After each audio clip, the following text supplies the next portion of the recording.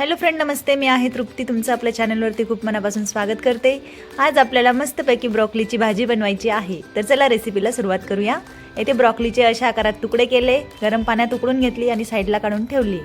गॅसवरती कढई ठेवायची, तेल टाकायचं, त्याच्यात 1 चमचा जिरं टाकलंय. कांदा लसूण कापून घ्यायचा. जिरं तळतळल्यावरती कांदा लसूण टाकून द्यायचा. त्यांना मस्त आता फ्राय होऊ द्यायचं आहे तेलामध्ये. 1 टोमॅटो असा कापून घ्यायचा आहे. कांदा लसूण सोनेरी रंगाचा झाला आहे. आता त्याच्यात टाकून द्यायचं आपल्याला कापलेला टोमॅटोला पण मस्त तेलामध्ये मिक्स होऊ द्यायचं आहे. टोमॅटो आता मिक्स वितळून जाईन. हे बघा, इथं व्यवस्थित मिक्स होऊन तो वितळला आहे. त्याच्यात अर्धा चमचा हळद, 1 चमचा काश्मीरी मिरची पावडर, अर्धा चमचा गरम मसाला टाकला होता, अर्धा चमचा चटणी पावडर टाकली.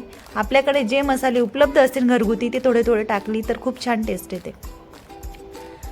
त्याच्यावरती 1 मिनटं परतवून घ्यायचा मसाला आणि मग नंतर त्याच्यात ब्रॉकली टाकून द्यायची.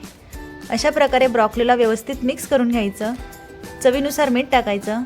थोडंसं मिठाचं प्रमाण कमी टाकायचं कारण की भाजीमध्ये थोडंसं मीठ ऑलरेडी असतं.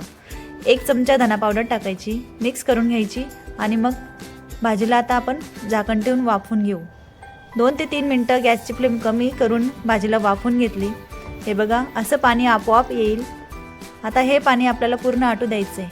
भाजी पुन्हा मिक्स करून घ्यायची, झाकण काढून घ्यायचं आणि उघड्यावरती भाजीला मस्त शिजू द्यायची. ते पूर्ण पाणी आटू द्यायचं आणि बघा 15 मिनटाच्या आत आपली भाजी मस्त शिजून तयार होते. तर जेव्हा आपण ब्रॉकली आणतो तेव्हा तिला झटपट करायची कारण की ती जास्त वेळ टिकत नाही. ती वरती फ्रीजमध्ये जरी ठेवली, वरती राहिली तरी 2 दिवसात ती पिवळी पडते. त्याच्यामुळे आणताच पटक्यात अशा प्रकारे तुम्ही झटपट रेसिपी बनवा आणि मस्त टेस्टी पौष्टिक ब्रॉकलीचा आस्वाद घ्या. आमच्या खानदेशमध्ये अशा प्रकारे साध्या सोप्या पद्धतीने ब्रॉकलीची भाजी करतात. तुमच्याकडे कशा प्रकारे करतात ते मला कमेंटमध्ये नक्की सांगा. आणि हा आपला व्हिडिओ कुठपर्यंत पोहोचलेला आहे, कोणकोणत्या गावापर्यंत पोहोचलेला आहे, तर तुम्ही कुठून पाहताय तर मला ते कमेंटमध्ये नक्की सांगा.